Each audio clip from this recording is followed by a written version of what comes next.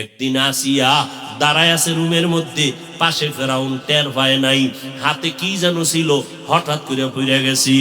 আসিয়ার জবান থেকে আমার মাওলার নামটা বের হয়ে গেছে। ফেরাউন শুই না কয়, আসিয়া কার নাম নিলি?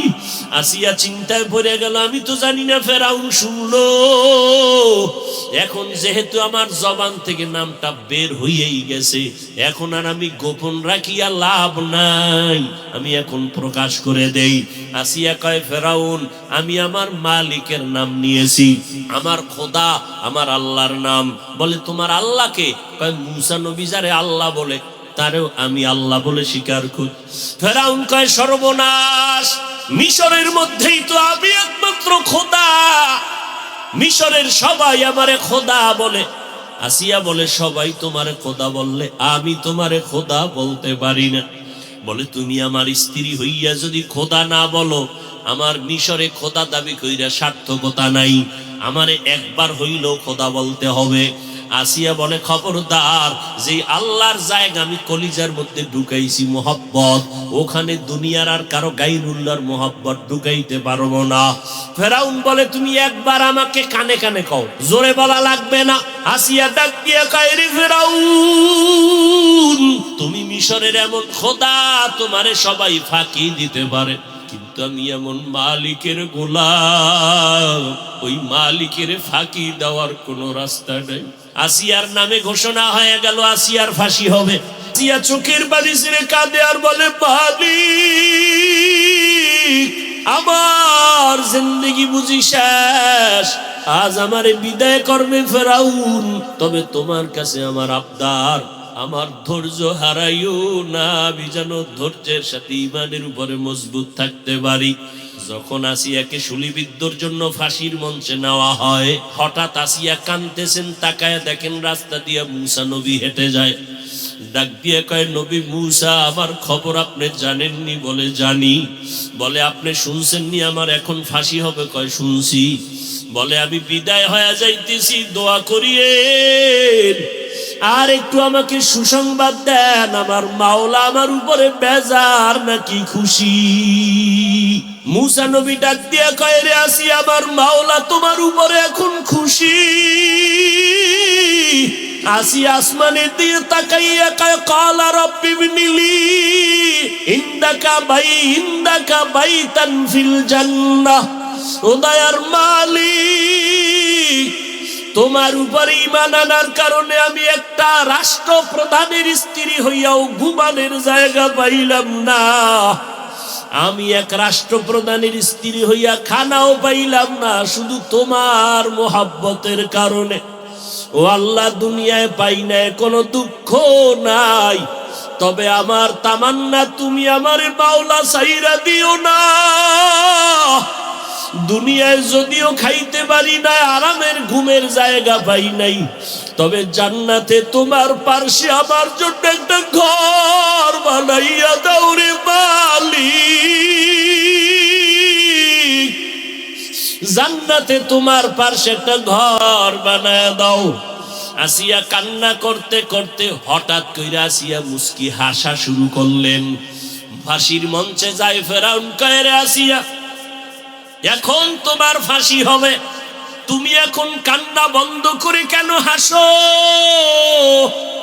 আসিয়া ডাক দিয়া কয়, আমার মাওলা এইমাত্র আমার কলবের চক্ষু খুইলা দিছে, তুমি দেখো না, আমি আসিয়া যা দেখতেছি তুমি দেখবা না। কি দেখো রে আসিয়া? ও ফেরাউন, জানো না আমি দেখতেছি, আমার মাওলার কাছে কান্না কইরা বলছি জান্নাতে একটা ঘর আমার জন্য বানাইতে। আমি এখনই তাকায় দেখলাম ওই জান্নাতের ছবিটা এখন দেখা যায়, আসমানের মধ্যে লক্ষ লক্ষ ফেরেশতারা আমার অপেক্ষায় আছে, আমার রূহটা জান্নাতে নিয়ে যাবে, তাড়াতাড়ি আমাকে ফাঁসি দাও, আমি আমার মালিকের মোলাকাতে হাজির হয়ে যাব। ও পর্দার আড়ালের আম্মা জান, আপনাদের মনটা কি চায় না একটু ভালো সন্তানের মা হইয়া কবরে যাবেন, স্বামীর মাল হেফাজত করবেন, আপনাদের মতো কত মহিলা আছে এখনো নামাজ ছাড়ে না, স্বামীর মাল নষ্ট করে না। স্বামীর মাল এটা স্বামীর না, স্বামী মরিয়া গেলে তো সব আপনার হয়ে যাবে। অতএব আপনি কেন ওই মাল নষ্ট করবেন?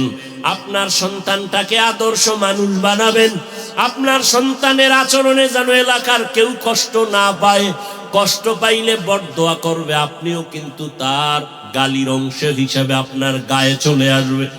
অতএব আল্লাহর কাছে নামাজ পড়িয়া দোয়া করবেন, আল্লাহর কাছে কাঁদবেন আর দোয়া করবেন, আল্লাহ তুমি আমার মাওলা, তুমি আমাকে আসিয়ার মতো ঈমানওয়ালা বানায় দাও, ফাতেমা রাদিয়াল্লাহু আনহার মতো ঈমানদার বানায় দাও।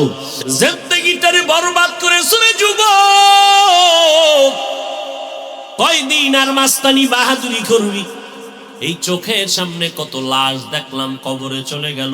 ইদানিং কালে যত লাশের খবর পাই, অধিকাংশ যুবকের লাশ, যুবকের লাশ, যুবকের লাশ। পানির নিচে যুবক, গাড়ির তলে যুবক, ঘুমের বিছনায় মরে গেছে যুবক। কয়দিন আর বাহাদুরি করবি? আমার মাওলায় যদি ডাক দেয়, ঘর পর্যন্ত যাওয়ার সময় পাবি না।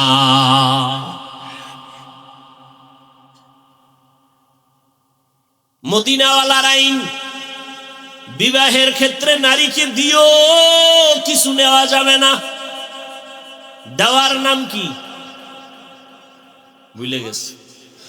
নেওয়ার নাম কি? দেওয়াটা কি? ফরজ, নেওয়াটা হারাম। 1 টাকাও যৌতুক নিবা হারাম। আর মহারানা সব আদায় করে দাও, যতটুকু পারো ততটুকুই কাজিরে দিয়ে লেখাও। পারবা 1 লাখ 10 লাখ লেখাইয়া মাস্তানি করার কোনো যুক্তিকতা নাই। 1 লাখই লেখাও, 1 লাখ দিয়া দাও। না মাপ লই এলাম, এ একটা ধোকা। এই মহার কোনো মাফ নাই। যদি মাফ হইয়া গেছে, কই আল্লাহ না করুন যদি বিবাহ ভেঙ্গে যায়, তখন কোর্টের মাধ্যমে এটা আদায় করা লাগে না? এটা কিসের মাপ? এটা বাহানা। নগদ দিয়া দাও মহারানা, সাধ্যের মধ্যে। আর যদি দিতে না পারো তো বিয়ার দরকার নাই, রোজা রাইখা সুটকি হয়ে যাও। রোজা রাখো 12 মাস। ঔষধ তো ইসলামে আছে, ব্যবহার করো। ভাইরা আমার,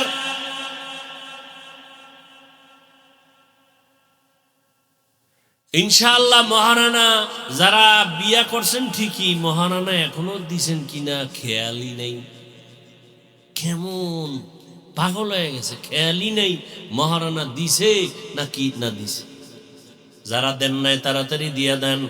এটার মালিক আপনার স্ত্রী, আপনি এটার মালিক না। মহারানা দিয়ে দিয়ে যদি এই টাকায় বাড়তে থাকে স্ত্রীর মালিকানায়, আলাদা ভাবে আপনার স্ত্রীর যাকাত চলে আসবে, চালাকি চলবে না।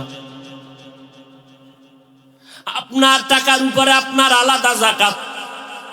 আর যেই স্বর্ণ অলংকার আপনার স্ত্রীকে দিয়ে দিছেন, মালিক বানায় দিছেন, আর মহরের টাকা সহ যদি মিলাইয়া নেশাব হইয়া যায়, যাকাত দেওয়া লাগবে স্ত্রীর জন্য আলাদা। চালাকি চলবে না। যারা দেন নাই তাড়াতাড়ি মহারানা আদায় করে দিবেন। আর যারা বিবাহ করবারে বাবা, মাওলার কাছে দয়া কইরা দোয়া করিও, জীবনে কোনোদিন যৌতুক খাইবা না, মহারানা না দিয়া বিয়া করবা না। 2 নাম্বার সবক, বেশি বেশি দরুদের আমল করো। নবীজির দরুদের দাম কত? জান্নাতের মধ্যে আদম নবী মহারানা দাবি তুলছেন, দরুদ পড়িয়া তা শোধ করেছেন। দরুদের এত দাম। আজকে আমগো দরুদ নাই, জেলাফি থাকলে দরুদ আছে, নাইলে নাই। ঠিক নেই, আর নাই। আলহামদুলিল্লাহ, আমরা তো মোটামুটি দরুদ পড়ি, চেষ্টা করি পড়ার। যারা আমরা মাদ্রাসায় পড়ি, পড়াই দরুদ আর দরুদ। ক্বালা রাসূলুল্লাহ, ক্বালা রাসূলুল্লাহ, ক্বালা রাসূলুল্লাহ, এভাবে দরুদ চলতে থাকে। সাল্লাল্লাহু এই যুবক বাবারা, জীবনটা তোমার কিন্তু ফুলের মতো দামি, তুমি জানো না। তোমার কপাল খারাপ, তোমার চোখের পাওয়ার খারাপ। চোখের মধ্যে চশমা লাগাইছো, পাওয়ারি আয়না লাগাইবা, দূরের জিনিস কাছে দেখবা, কিন্তু কপাল খারাপ। লাগাইতে গিয়া আয়না লাগাইছো কালো রঙের আয়না। এখন স্টেজ উঠা দেখো সব বাতিগুলো কালো, কাপুরও কালো। আসলে তুমি যদি বলো বাতি কেন কালো, কাপুর কেন কালো, বলে কিছুই কালো না, তোমার চোখে সমস্যা। চিকিৎসা করে নাও, না হয় তোমার জীবন আরো বিপন্ন হয়ে যাবে। এরে নবীর উম্মতের দল, দৈনিক কমপক্ষে 100 বার নবীর উপরে দরুদ পড়বেন। রাজি আছেননি? বিছানায় শুয়া শুয়া দরুদ পড়েন, বইয়া আছেন পড়েন, হাঁটতেছেন দরুদ পড়েন। বেশি সময় নাই, উত্তমটা পড়বেন যেটা নামাজে পড়ি, দরুদে ইব্রাহিমি। আল্লাহুম্মা সাল্লি আলা মুহাম্মদ ওয়া আলা আলি মুহাম্মদ। এরে আম্মা জানেরা, দরুদ শরীফ বেশি বেশি পড়বেন। আপনার যত মুসিবত আছে ইনশাআল্লাহ দরুদের আমলে মুসিবত দূর হয়ে যাবে। সময় নেই, ছোট আকারে পড়বেন। সাল্লাল্লাহু আলাইহি ওয়া আলিহি ওয়া সাল্লাম, সাল্লাল্লাহু আলাইহি ওয়া আলিহি ওয়া সাল্লাম, সাল্লাল্লাহু আলাইহি ওয়া আলিহি ওয়া সাল্লাম। রাজি আছি না ইনশাআল্লাহ? সব সময় দরুদ দরুদ দরুদ, বেশি বেশি দরুদ পড়বেন। মসজিদে ঢুকতেও দরুদ, বাইরে হইতেও দরুদ। আমরা খালি জেলাফির সময় দরুদের খেয়াল থাকে। ওই সময় যদি কোনো হুজুরে দরুদ না পড়ে, মনে করে জেলাফি হারাম। আর মসজিদে ঢুকতে যে দরুদ লাগবে এনে খবরই নেই। মদিনার নবী বলেন, ওই দোয়া আরশে আজিম পর্যন্ত যাবে না যেই দোয়ার মধ্যে দরুদ সালাম থাকবে না। মসজিদে ঢুকতে দোয়া আসেনি, বের হইতে দোয়া আসেনি, যেখানে দোয়া আছে সেখানে দরুদ লাগবে। বলে কেমনে? মসজিদে ঢুকতে দোয়াটা পারলে একটু জবান খুলে বলেন না একবার, আল্লাহুম্মা আফতাহলি। এই দোয়াটার আগে বিসমিল্লাহ পড়তে হবে, দরুদ পড়তে হবে, ডান পা দিয়া ঢুকতে হবে, দোয়া পড়তে হবে, ইতিকাফের নিয়ত করা লাগবে। তো একসাথে কেমনে পড়বেন? মসজিদে নববীতে সালাম দিতে হাজী সাহেবরা যখন ঢুকেন, রহমতের নবীর রওজার সামনে গেইটে সুন্দরভাবে দোয়াটা লেখা আছে, আল্লাহ বিসমিল্লাহি ওয়াসসালাতু ওয়াসসালামু আলা রাসূলিল্লাহ আল্লাহুম্মা আফতাহলি আবওয়াবা রাহমাতিক। আবার যখন বের হইবেন তখনও কিন্তু দরুদ লাগবে। বের হবেন বাম পা দিয়া, জুতা ঢুকাইবেন আগে ডান পা। জুতার মধ্যে কোন পা ঢুকবে? বাম পা। মসজিদ থেকে বের হইবেন কোন পা দিয়া? বাম পা দিয়া বের হইবেন ঠিক, কিন্তু জুতা ঢুকবে কোন পায়ে আগে? কঠিন কথা কিন্তু। বের হইবেন বাম পা দিয়া, জুতায় পাও ঢুকবে কোনটা আগে? বড় কঠিন কথা। বাম পা দিয়া বের হবেন, কিন্তু বাম পা জুতা আগে ঢুকানো যাবে না। আগে ঢুকাবেন জুতার ভিতরে ডান পা, এরপরে বাম পা, এরপরে কদম দিবেন আবার ডান পা দিয়া। এমনি সুন্নি মামার বাড়ির আবদার, তুকু যাও সুন্নতে আহমদ কুজা বা মুহাম্মদ কে বুয়াদ নিসবতরা মান আহাব্বা সুন্নতি কওলে রসুল মজদায়ে কানা মাই হাম কুন কবুল। আবার বের হইতে দরুদ ও সালাম, বিসমিল্লাহি ওয়াসসালাতু ওয়াসসালামু আলা রাসূলিল্লাহ আল্লাহুম্মা ইন্নী আসআলুকা মিন। পড়ছেননি কোনদিন দরুদ? মসজিদে ঢুকতে বের হইতে জেলাফি ছাড়া বড় কঠিন ভাই। রাগ করবেন না, বুঝাবার জন্য বলি, এবং আমি হৃদয় থেকে বলি, কলিজার থেকে বলতেছি, মোহাব্বতের নিয়তে আমলের জন্য বলতেছি, বাতাসে উড়াইয়া দেওয়ার জন্য বলি নাই। এই যুবক, আমার মায়ার নবী, রহমতের নবী যেই সুন্নতের আদর্শ উম্মতের সামনে রেখে গেলেন, এই নবীর আদর্শ মানবে হিন্দুরা, বৌদ্ধরা, খ্রিস্টানেরা, ইহুদিরা, বলো যুবকেরা ওই নবীর সুন্নতের আদর্শ পালন করবে কারা? জোরে বলো। কোন দেশের মুসলমান? সারা দেশের মুসলমান, তবে চট্টগ্রামের মুসলমান বাদ। আপনারা বিএপি তো, আপনাদেরও লাগবে তো, দাঁড়িয়ে রাখেন না কেন? বিয়ার পর গ্যারান্টি আছে বিয়া করবেন, বেঁচে থাকবেন, গ্যারান্টি আছে। নবীর আদর্শের টুপি লাগাইবেন কেন? এই বয়ানটা কি আপনারে বুঝানো লাগবে? টুপি মাথায় দেওয়া নবীর সুন্নত, এটাও কি বুঝানো লাগবে? এটা কি আপনি বুঝেন না? পর্দা করা লাগবে, এটা কি আপনি বুঝেন না? কেন আপনি দাড়িটা লম্বা করেন না? আমার পীর সাহেবের এটা হুকুম না, পয়গম্বরের আদর্শ। আমার পীরের কোন আদেশ না টুপি পরো, এটা নবীর সুন্নতের আমল। এরে আল্লাহর গোলাম, তোমার ফুটন্ত জীবন, তোমার এই জিন্দেগির গোলাপের ঘেরানে পুরো দুনিয়াটা আলোকিত হয়ে যাবে। কিন্তু যুবকের দল আজ তোমার জিন্দেগিটা বরবাদ করে ফেলতেছে, কোনো খবর নেই, চিন্তাও নাই। তোমার মাত্র 25 বছর থেকে 30 বছর, কি কামাই করছো তোমার এই 30 বছরে? জানো নি কি কামাই করছো? তাও জানো না। মোবাইলের কারণে তোর মা বড়দোয়া করে, বাবা বড়দোয়া করে, আলেমরা বড়দোয়া করে, মুরব্বীরা বড়দোয়া করে। তোর চরিত্রটা এতই যে খারাপ, সবাই চায় তুই মইরা গেলে সবাই খুশি। 30 বছরে কামাই করছো, মরলে সবাই খুশি, এমন চরিত্র খারাপ বানাইছো। অথচ তোমার মতো কত যুবক জেনারেল লাইনে থাকিয়া জীবনে মাদ্রাসায় পড়ে নাই, এরপরও 5 বেলার নামাজ পড়ে আছে না নাই? স্কুলে পড়ে, কলেজে পড়ে, নামাজ ছাড়ে না, বেপরদায় চলে না। ও আল্লাহর বান্দারা, র্যাব, আর্মি, পুলিশ, বিডিআরের চাকরি করে, নামাজ ছাড়ে না। তুমি কেন পারবা না?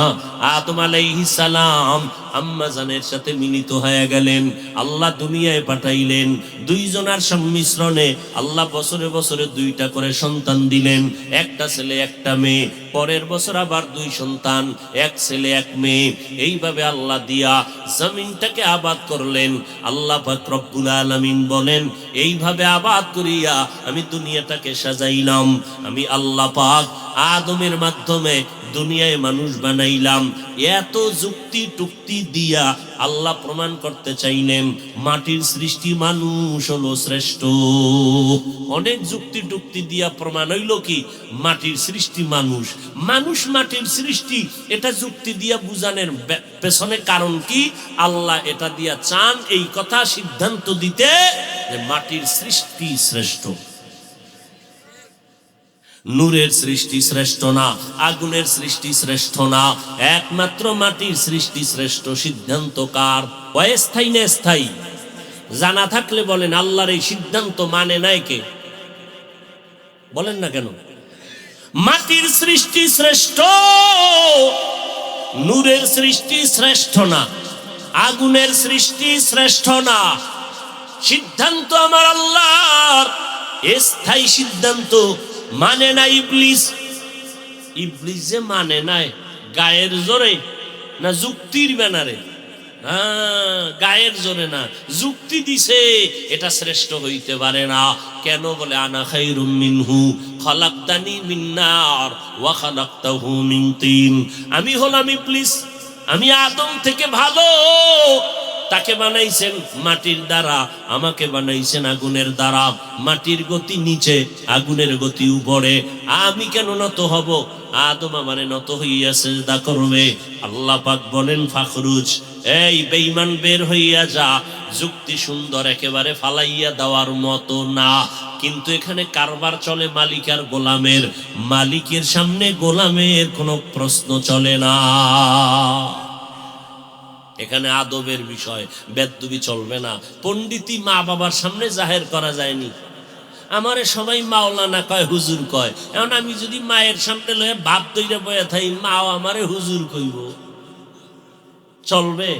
লিকুল্লি শাইইন জিনাতুন ফিল ওয়ারা ওয়াজিনাতুল মারই তামামিল আদাবি আজ খোদা খাহিমে তৌফিকে আদব বে আদব মাহরুমে গাশত আজ ফজলে রা।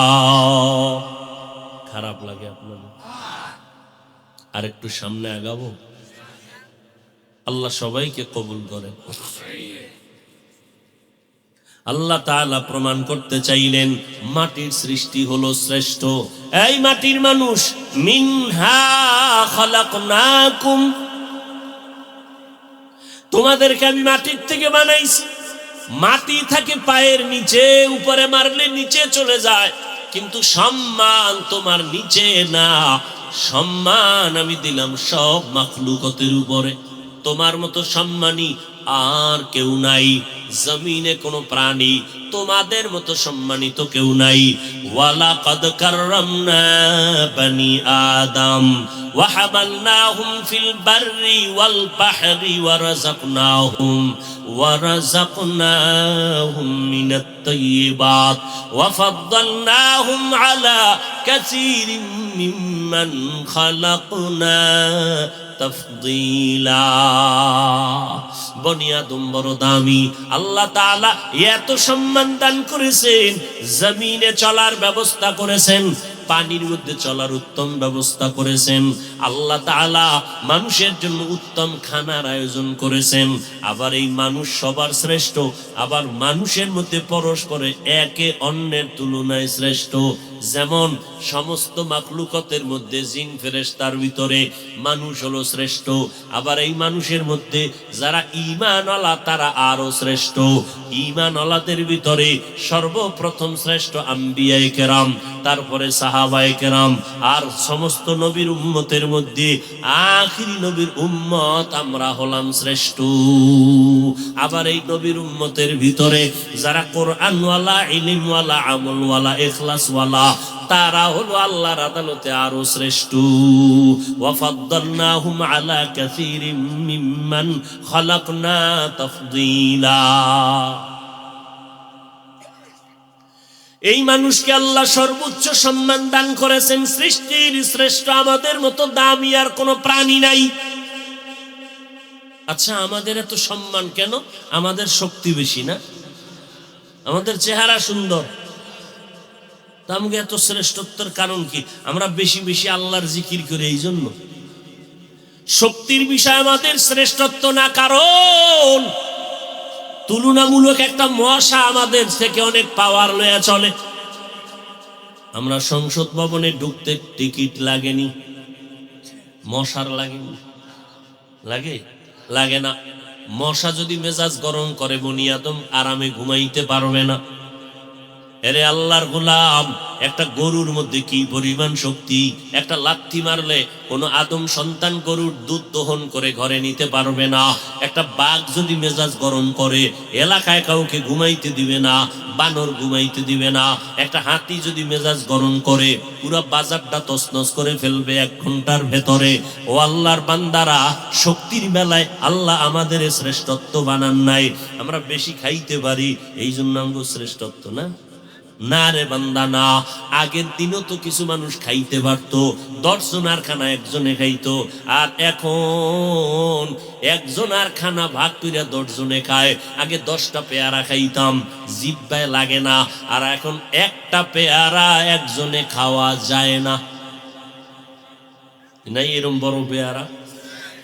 এরে আল্লাহর বান্দা, খানার দিক থেকেও আমরা অনেক দুর্বল। আল্লাহ তাআলা বলেন, ওয়া খুলিকাল ইনসানু যায়ীফা। এই তোমার শক্তি মানে তুমি হলা সৃষ্টির মধ্যে চূড়ান্ত দুর্বল। তোমার মতো দুর্বল আর কেউ নাই। আছে? পিপিলিকার কাছেও আমরা দুর্বল, মশার কাছেও আমরা দুর্বল, সব মাখলুকাতের কাছে আমরা দুর্বল। এরে আল্লাহর গোলাম, আমরা বেশি বেশি বেশি বেশি আল্লাহর জিকির করি, আল্লাহর গুণগান গাই, এই জন্য আমরা শ্রেষ্ঠ না। এই জন্যই যদি শ্রেষ্ঠ হয়, তাহলে শ্রেষ্ঠ হওয়া দরকার ফেরেশতা।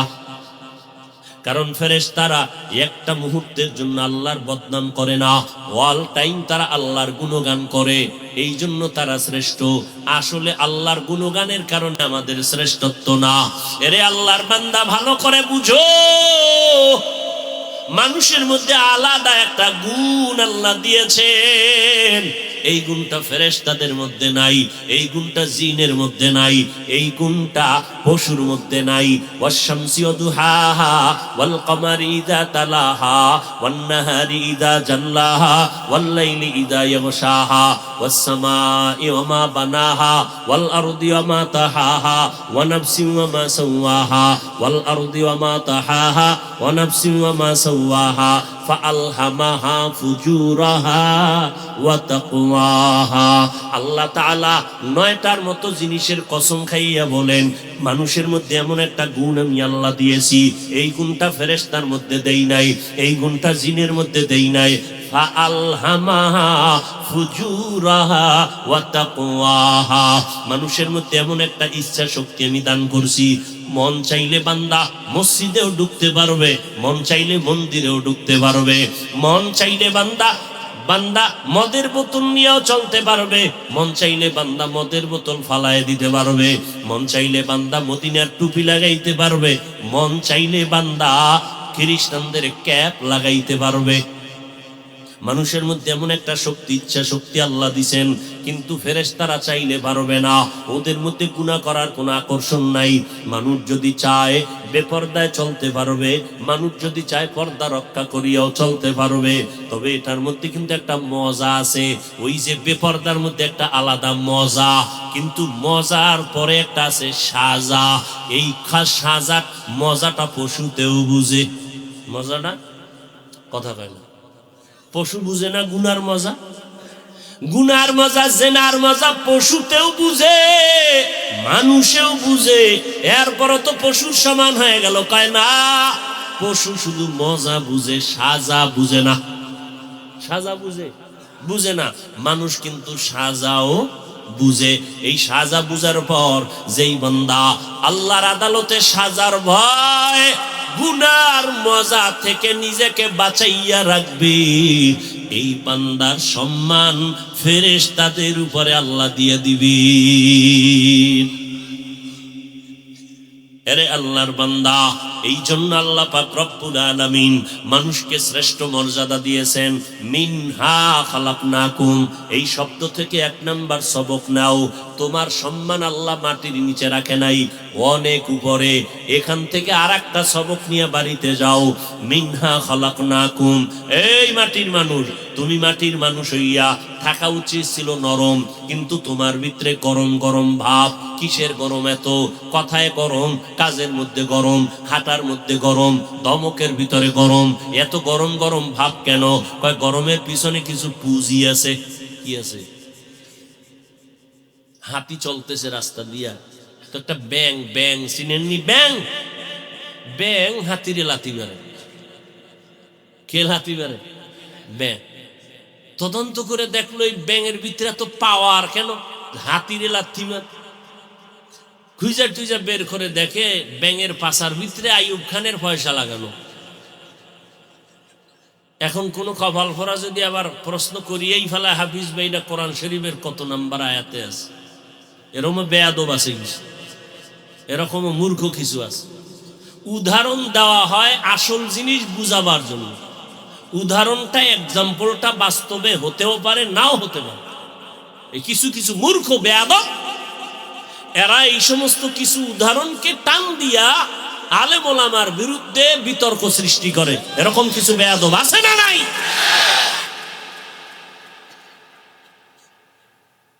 কোন এক আল্লাহর ওলি বয়ান করে বলছেন, কিয়ামতের ময়দানে রশিদ আহমদ গাঙ্গুহি, হাজী ইমদাদুল্লাহ মুহাজিরে মক্কি জাহাজ নিয়ে উঠবেন। কি নিয়ে উঠবেন? তার মানে কি? দুনিয়ার জাহাজ। কত বড় মূর্খ, কত বড় দুশ্মন হইলে এটা নিয়ে ট্রোল করে, এটা নিয়ে আলেমের ইজ্জত নষ্ট করে। কত বড় অন্তর পচা। আল্লাহ হেদায়াত দান করুন। ভাইরা আমার, কোন কথা জানি বুঝাইতে চাইছিলাম। পাওয়ার পাওয়ার মানুষের এত গরম কেন?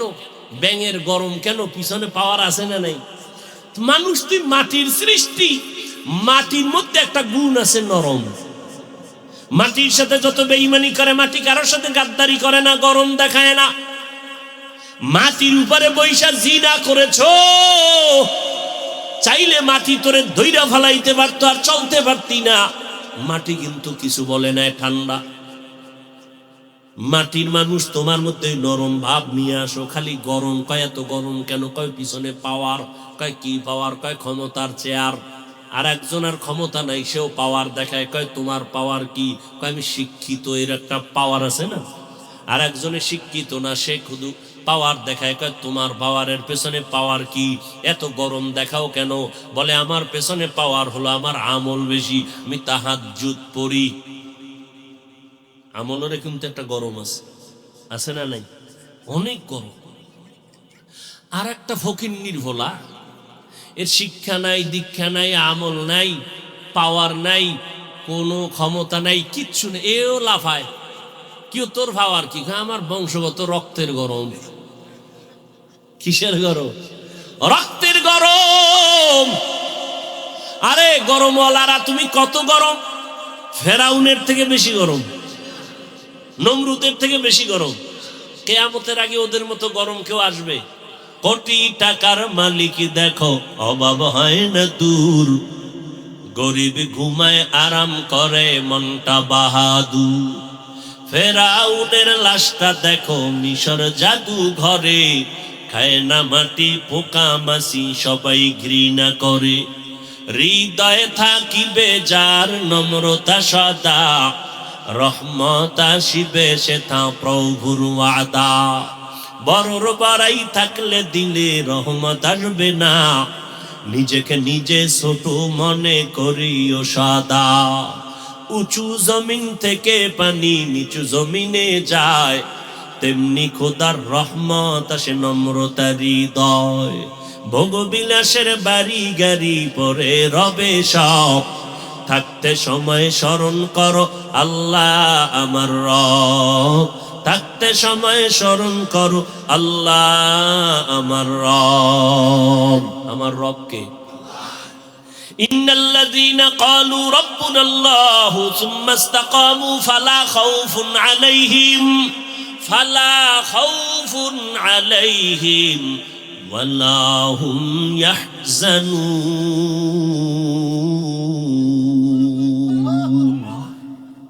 যারা আল্লাহকে রব বলে স্বীকার করবা, তোমাদের কোনো চিন্তা নাই, তোমাদের কোনো ভয় নাই।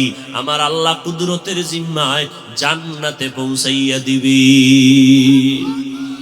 ও নবীর আশিক, ও যুবক, মাটির মানুষ মাটির মতো নরম হইয়া চলো।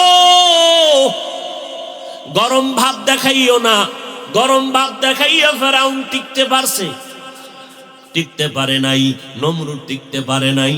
তুমি গরম ভাব দেখায় কয়দিন টিকবারে বাবা? মানুষের দোয়া নিয়ে যাও। ফেরাউন গরম ভাব দেখাইয়া না আখিরাত পাইল, না দুনিয়া পাইল। আজকে মুসলমান তো দূরের কথা, বেঈমানেরাও ফেরাউনের নাম শুনতে পারে না, নমরুদের নাম পছন্দ করে না, সাদ্দাদের নামটা পর্যন্ত পছন্দ করে না। এমন গরম ভাব না দেখাইয়া নরম হইয়া চলো। ও সন্তান, মা বাবার সাথে গরম ভাব দেখাইও না। ও ছাত্র ভাইয়েরা, ওস্তাদের সাথে শিক্ষকের সাথে গরম ভাব দেখাইও না। খবরদার, সব জায়গায় মেজাজ দেখানো যায় না।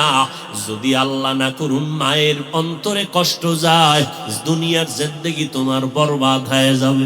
শিক্ষকের অন্তরে যদি কষ্ট যায়, ওই জিন্দেগি তোমার বরবাদ। আরে আল্লাহর বান্দা, যদি শিক্ষকের অন্তরে কষ্ট দিয়া থাকো, আমার মাওলাও কিন্তু তোমারে মাপ দিবে না যতদিন পর্যন্ত শিক্ষক তোমারে ক্ষমা না দিবেন। মায়ের অন্তরে যদি কষ্ট দাও, আমার মাওলা তোমারে ক্ষমা দিবেন না যতক্ষণ পর্যন্ত মা তোমাকে ক্ষমা দিবেন না।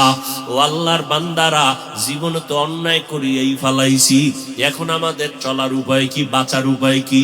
একমাত্র পথ ইস্তেগফার করো, তওবা করো। আল্লাহকে মনে মনে ডাক দাও, হে মালিক, জীবনে তো অন্যায় কম করি নাই, আমার হাতের গুনাহ, পায়ের গুনাহ, চোখের গুনাহ, জবানের গুনাহ, আমার গুনার খবর আমার মা জানে না, ভাই জানে না, বোনেরা জানে না।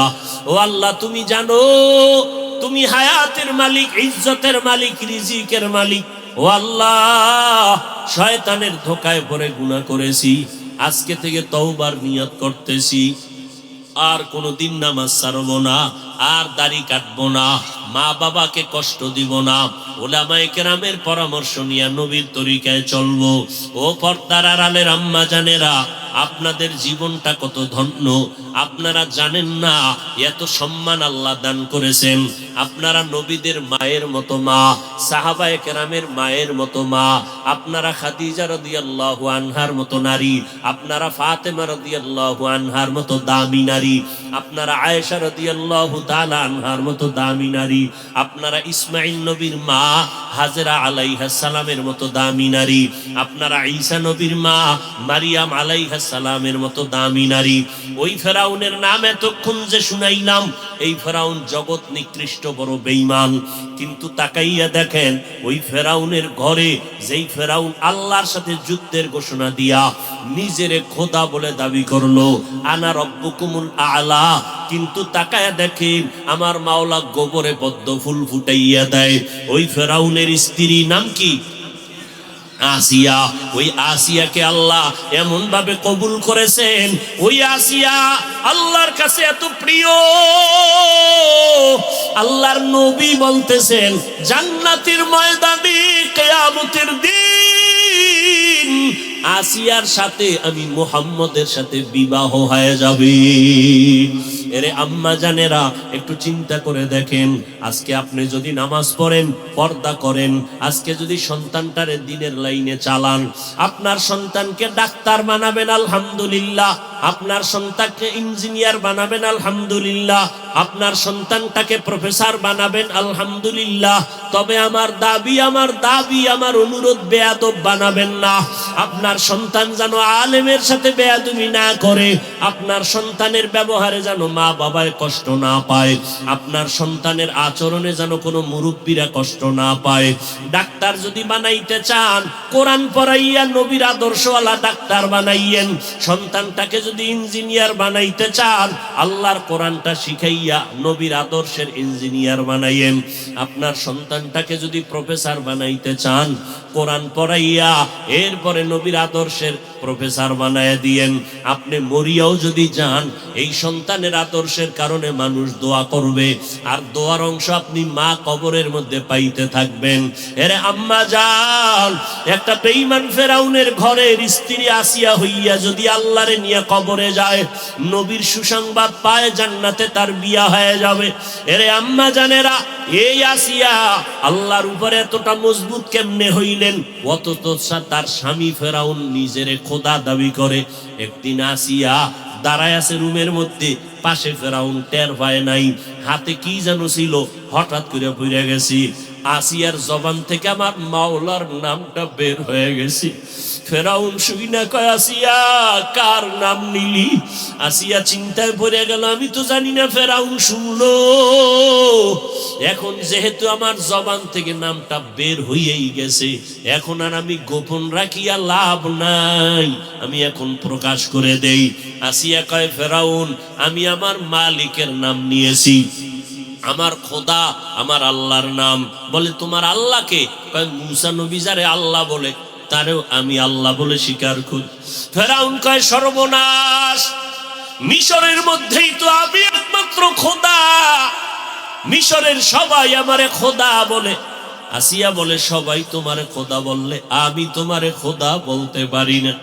বলে তুমি আমার স্ত্রী হইয়া যদি খোদা না বলো, আমার মিশরে খোদা দাবি কইরা সার্থকতা নাই, আমারে একবার হইলেও খোদা বলতে হবে।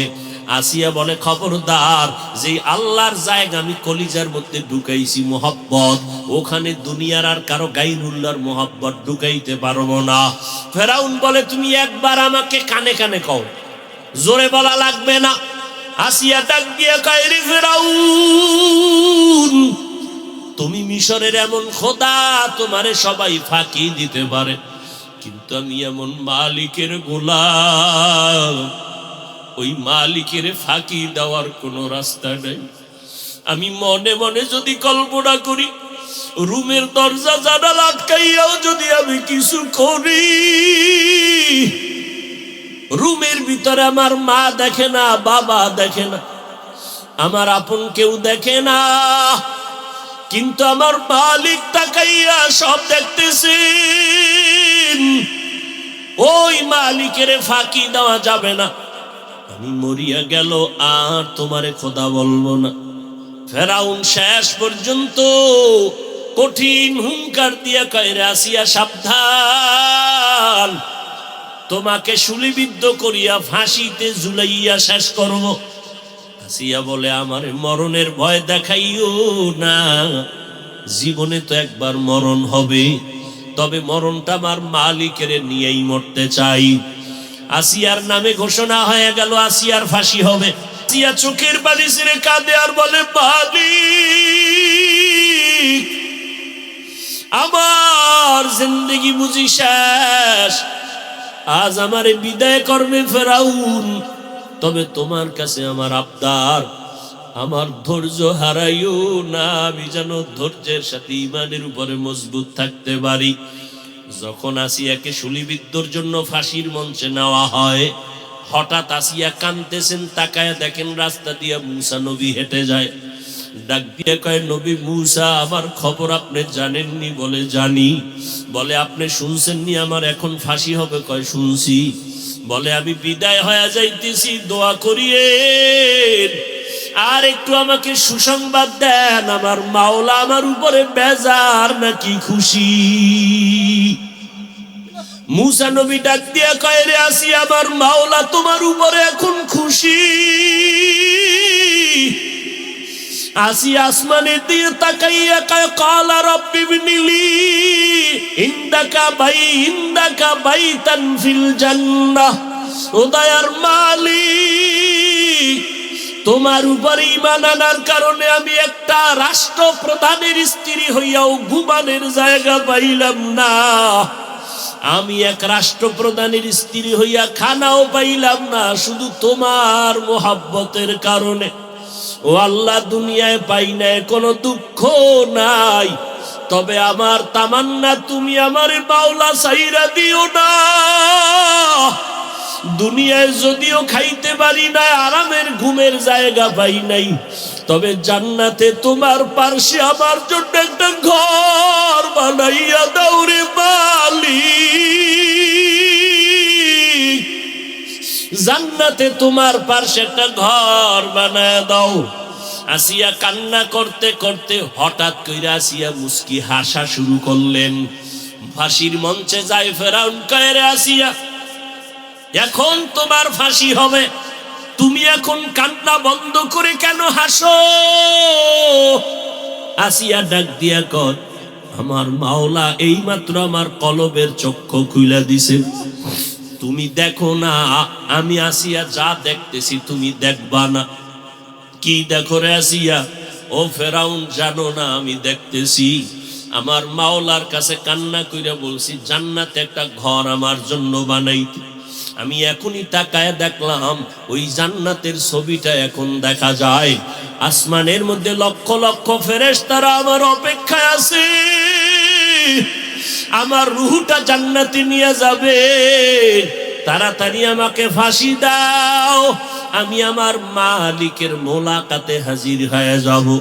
ও পর্দার আড়ালের আম্মা জান, আপনাদের মনটা কি চায় না একটু ভালো সন্তানের মা হইয়া কবরে যাবেন, স্বামীর মাল হেফাজত করবেন? আপনাদের মতো কত মহিলা আছে এখনো নামাজ ছাড়ে না, স্বামীর মাল নষ্ট করে না। স্বামীর মাল এটা স্বামীর না, স্বামী মরিয়া গেলে তো সব আপনার হয়ে যাবে, অতএব আপনি কেন ওই মাল নষ্ট করবেন? আপনার সন্তানটাকে আদর্শ মানুষ বানাবেন, আপনার সন্তানের আচরণে যেন এলাকার কেউ কষ্ট না পায়, কষ্ট পাইলে বরদোয়া করবে, আপনিও কিন্তু তার গালির অংশ হিসাবে আপনার গায়ে চলে আসবে। অতএব আল্লাহর কাছে নামাজ পড়িয়া দোয়া করবেন, আল্লাহর কাছে কাঁদবেন আর দোয়া করবেন, আল্লাহ তুমি আমার মাওলা, তুমি আমাকে আসিয়ার মতো ঈমানওয়ালা বানায় দাও, ফাতেমা রাদিয়াল্লাহু আনহার মতো ঈমানদার বানায় দাও।